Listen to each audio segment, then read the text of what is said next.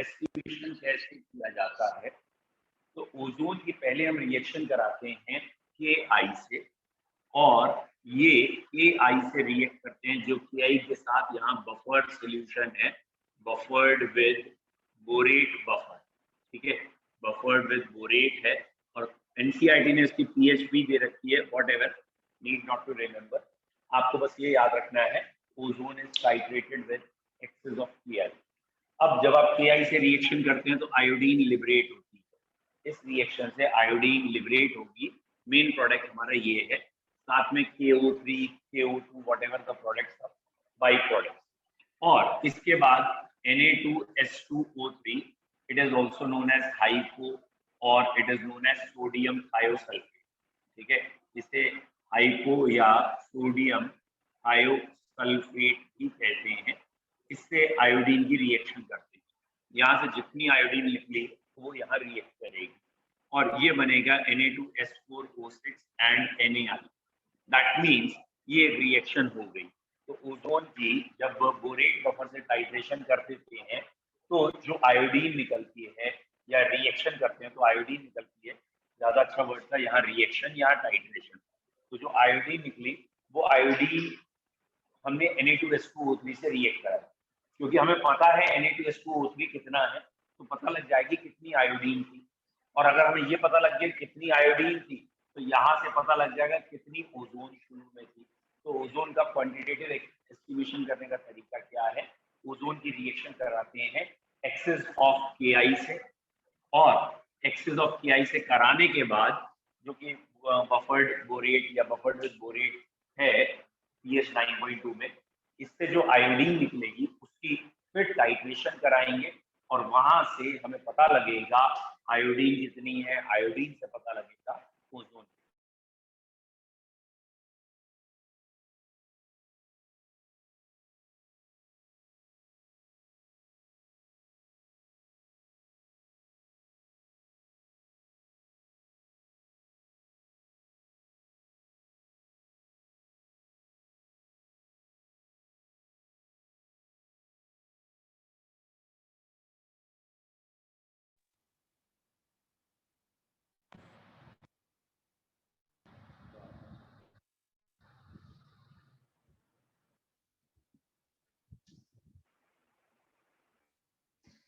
अगली हेडिंग बेटा देखिए,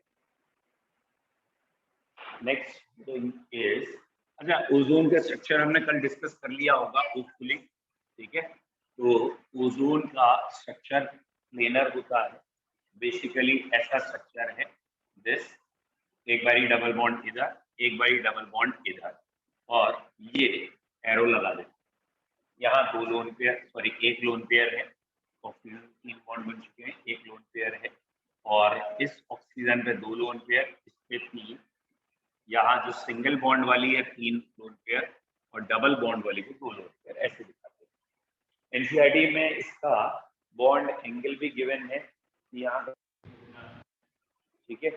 एनसीईआरटी ने ये दे रखा है कि यहाँ 117 डिग्री का एंगल है और दोनों बॉन्ड्स की बॉन्ड लेंथ 128 पिकोमीटर है।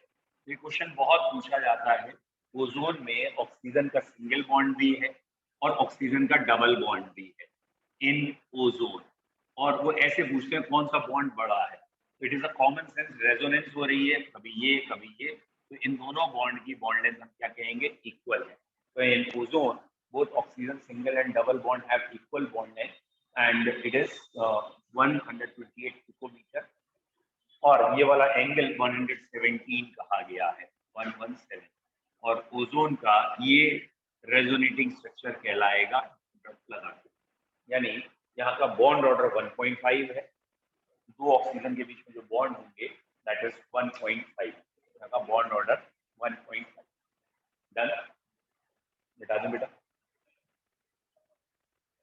नेक्स्ट बच्चों, ओजोन का एक यूज है, it is very important disinfectant, ठीक है, मतलब वाटर को स्टरलाइज करने के लिए भी यूज होता है, ठीक है, एक ब्लीचिंग एक्शन भी है इसमें, ठीक है,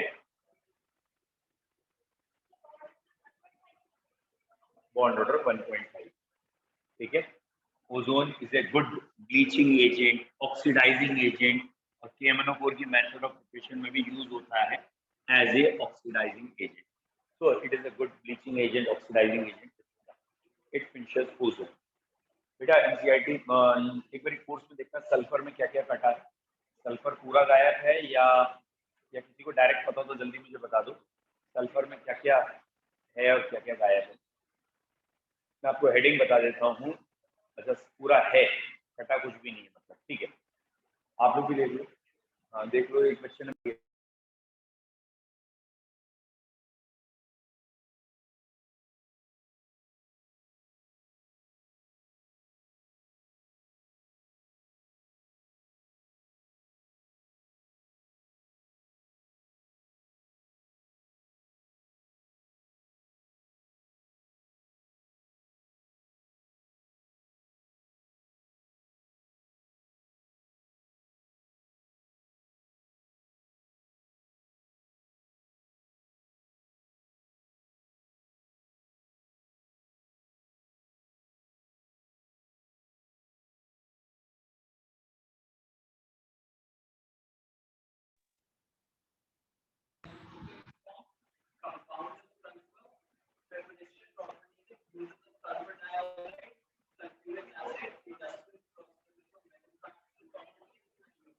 नहीं ये है या कटा है, क्या पढ़ है.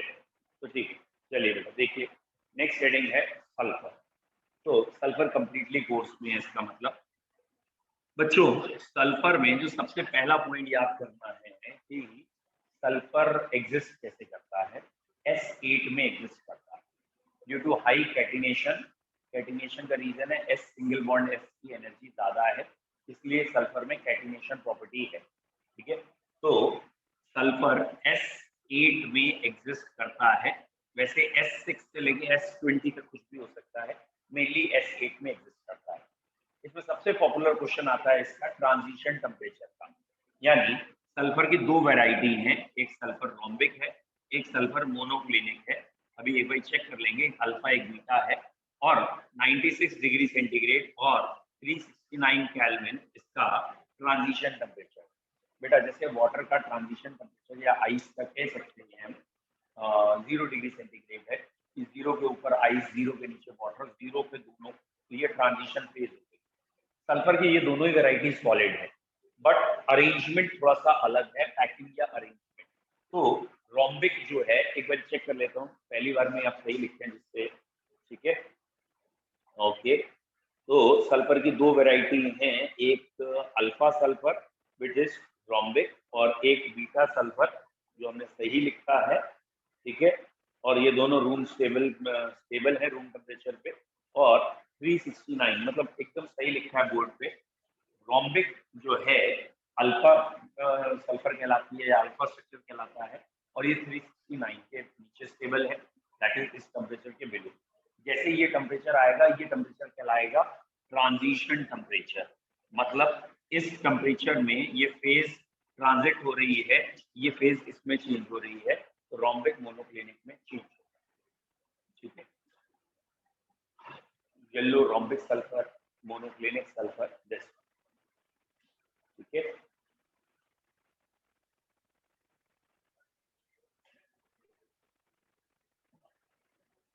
अब बच्चों कोई जरूरत नहीं है ये पढ़ने की कि इसके अलावा जो एनसीईआरटी में पॉइंट दे रखे हैं कि रोम्बिक से मोनोक्लिनिक कैसे चेंज होता है, या रोम्बिक के बारे में लिखा है its melting point is 385, specific gravity इतना है, rhombic crystal are formed on evaporating the solution of sulfur in carbon disulfide insoluble in water dissolved in some extent to benzene, alcohol, ether, purely soluble in carbon dioxide.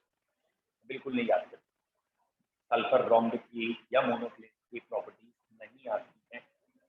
अभी मैं आपको जो सही तरीका inorganic का बता रहा हूँ, इसमें आप इसको छोड़ के बहुत इंपॉर्टेंट चीज जो आगे हैं वहां से स्टार्ट करते हैं. सल्फर के दो स्ट्रक्चर होते हैं, एक S8 होता है. S8 का ये स्ट्रक्चर है बेटा, जो कि कहलाता है हमारा डबल डब्ल्यू और कुकर्ड रिंग स्ट्रक्चर. बेटा ये S8 का डबल डब्ल्यू स्ट्रक्चर. ठीक है, आप इसे चेक करोगे तो ये S8 निकलेगा. ठीक है। एंड ये क्राउन स्ट्रक्चर भी कहलाता है, it is also called as puckered ring structure, ठीक है। अधिकतर ये S8 ऐसे पाया जाता है। दूसरा स्ट्रक्चर जो सल्फर का होता है that is this one, share form में जो दिखता है, तो इसमें भी हर जगह सल्फर है, but it is the structure of S6। S6 का ये स्ट्रक्चर है और S8 का ये स्ट्रक्चर है। तो ये चेयर फॉर्म में एग्जिस्ट करता है और ये डबल डब्ल्यू या फुकर्ड रिंग स्ट्रक्चर है, ठीक है। नेक्स्ट पॉइंट इसमें ये है कि अगर सल्फर को ऑलमोस्ट 1000 केल्विन तक हीट करें, नियरली 1000 केल्विन तक, तो ये देखा गया है ये S2 में टूट जाता है। And the point is this, ये जो S2 है ये पैरामैग्नेटिक है।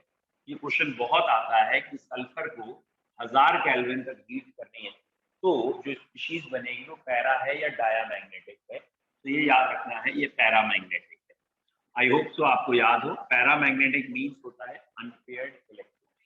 तो अनपेयर्ड इलेक्ट्रॉन इसमें कहाँ है, ये भी क्वेश्चन आ जाता है कि इसके अनपेयर्ड इलेक्ट्रॉन कहाँ एग्जिस्ट कर रहे हैं। तो अगर आपको 11th का मॉलिक्यूलर ऑर्बिटल थ्योरी याद है, मॉलिक्यूलर ऑर्बिटल थ्योरी में अनपेयर्ड इलेक्ट्रॉन O2 में पढ़े थे हमने, pi star 2px and pi star 2py। कहने का मतलब एंटी बॉन्डिंग में अनपेयर्ड इलेक्ट्रॉन होते हैं। ऐसे ही यहाँ पे भी अनपेयर्ड इलेक्ट्रॉन एंटी बॉन्डिंग में है, 2 की जगह 3p कर लेंगे, 3px 3py। फिर से सुनिए, पॉइंट ये है कि सल्फर को अगर हम हीट करें 1000 और मोर टेम्परेचर इन केल्विन, तो जो स्पीशीज बनेगी वो S2 में एग्जिस्ट करेगी, मतलब हाई टेम्परेचर में ये बॉन्ड्स ब्रेक हो जाएंगे और S2 आ जाएगा, जस्ट लाइक फूड। और ये हाई टेम्परेचर की बात हो रही है, तो कोई ये नहीं कहेगा तो क्या पाई बॉन्ड बने, ये सब कोई कॉन्सेप्ट नहीं है। 1000 केल्विन पे ये इसमें चेंज हो गया और इसमें भी 2 अनपेयर इलेक्ट्रॉन है, जस्ट लाइक ऑक्सीजन।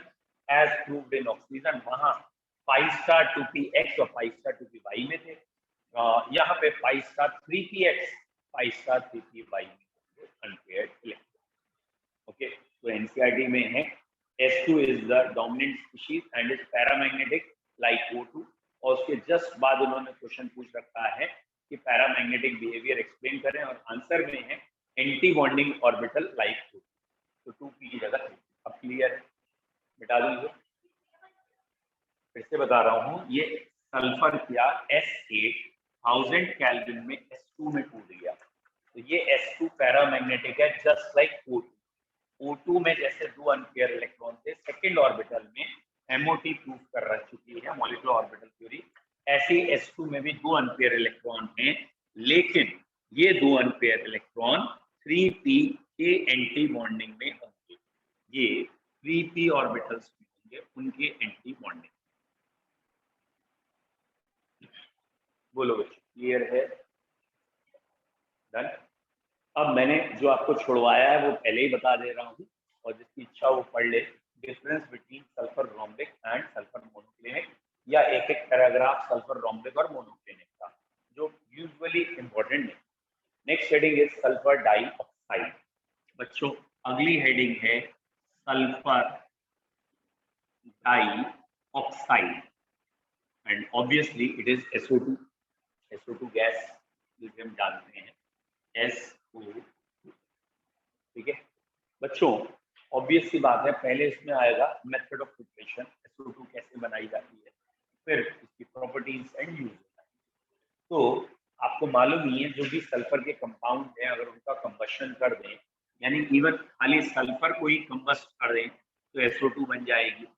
जितनी मेटल की सल्फाइड ओर्स है इनको जला दें तो भी भैया मेटल का ऑक्साइड और सल्फर डाइऑक्साइड बनती है। आई होप तो आपको पता है। कोई सल्फाइड ले ले, मतलब जैसे मैंने कोई भी सल्फाइड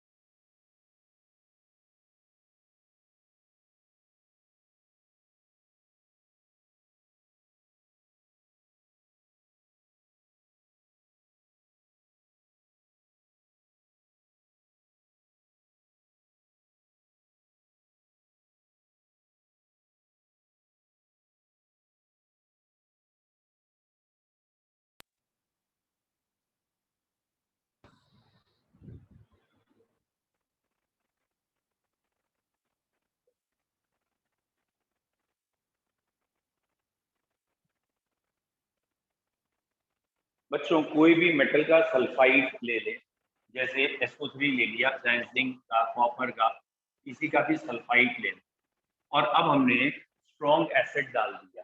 जैसे ही इसमें हम कोई स्ट्रॉन्ग एसिड डालेंगे, बेटा एक कॉमन सेंस है, स्ट्रॉन्ग एसिड अपना सॉल्ट बना लेगा और यहाँ से SO2 को अलग कर देगा, यहाँ से SO2 गैस अलग हो जाएगी और स्ट्रॉन्ग एसिड का कंपाउंड बन जाएगा। Is it clear?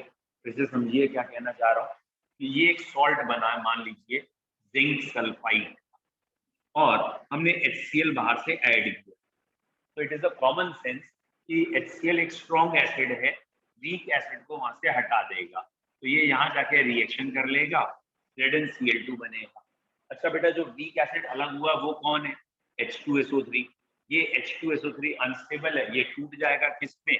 SO2 and water में, तो ये रिएक्शन है। तो बेसिकली यहाँ कंसेप्ट क्या है? यहाँ पे कंसेप्ट है कि sulphides are the salts in which sulfur dioxide is present, or you can say it is the salt which has weak acid. Whenever it is reacted with strong acid, strong acid से अगर reaction करेंगे, then obviously sulfur dioxide या H2SO3 evolve, तो ये यहाँ से निकल के बाहर आ जाएगी और ZnCl2 बोलो क्लियर है? तो ये मेथड ऑफ प्रिपरेशन है। इंडस्ट्रियली रोस्टिंग से एक बहुत इंपॉर्टेंट है, ये बैलेंसिंग भी आ चुकी है बोर्ड में, FeS2 वाली। FeS2 और O2 की रिएक्शन करते हैं तो Fe2O3 एंड SO2 बनता है, और याद रखना है यहाँ 11O2 से बैलेंसिंग हो जाती है, 11O2 से, ठीक है। या व्हाट इज रोस्टिंग? ये अभी मेटलर्जी चैप्टर में आप पढ़ना चाहेंगे तो मिल जाएगा।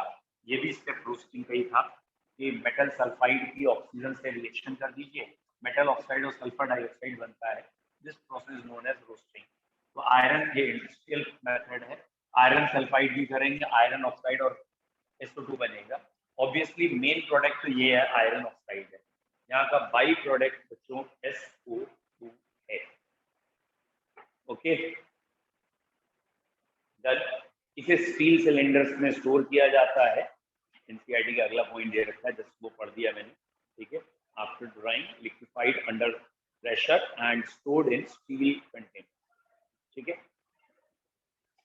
कंटेनर्स में स्टोर करना चाहिए, स्टील में रिएक्ट नहीं करता, मतलब उनकी वॉल्स को हार्म नहीं पहुंचाएगा, मतलब कोई रिएक्शन के बारे में नहीं, ठीक है। जैसे HF के केस में था ना कि HF को ग्लास में क्यों नहीं स्टोर करते, तो भैया वो ग्लास से रिएक्शन करके ग्लास को सॉल्युबल कर देता है, तो अगर HF को ग्लास में स्टोर किया, ग्लास बहवा आ जाएगा या गायब हो जाएगा। Is it clear? तो यहाँ स्टील में स्टोर करते हैं। नेक्स्ट लिखते हैं, it is colourless gas with pungent order, it is colourless gas with pungent order highly soluble in water, it is colorless gas, pungent and highly soluble in water, ठीक है। colorless gas, pungent smell, highly soluble in water, फिर लिखें SO2 plus H2O giving you H2S2O3, sorry, SO2 plus water gives you H2SO3।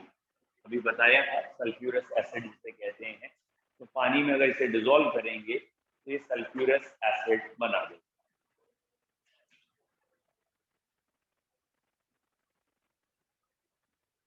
ठीक है। अब SO2 की एक reaction बड़ी इंपॉर्टेंट है, ये वाली, SO2 को NaOH से रिएक्ट करते तो क्या बनता है? और बच्चों ये बिल्कुल सेम वही रिएक्शन है जो CO2 और NaOH की है। पहले मैं अगर आपको 11th स्टैंडर्ड की रिएक्शन याद कराऊं, आपको अगर याद आया है NaOH प्लस CO2, तो ये बनता था सोडियम कार्बोनेट, और अगर याद आया है ये था लाइम वाटर मिल्की हो जाता है, CO2 को लाइम वाटर में पास करते हैं, लाइम वाटर मिल्की हो जाता है, और अगर एक्सेस ऑफ CO2 अभी भी पास करते रहे इस वाटर में तो वो मिल्कनेस डिसअपीयर हो जाती थी इस कंपाउंड के बनने की वजह से। सेम यहाँ पे है एग्जैक्ट। SO2 NaOH से रिएक्ट करके Na2SO3 बना देता है। अगेन ये भी एक तरीके से मिल्की सोल्यूशन होता है या लाइम वाटर मिल्की हो जाता है। और Na2SO3 में जब फिर से SO2 पास करते हैं या एक्सेस ऑफ SO2 पास करते हैं तो ये NaHSO3 में चला जाता है जस्ट पिछली रिएक्शन की तरह, और वो मिल्कनेस डिसअपीयर भी हो जाता है।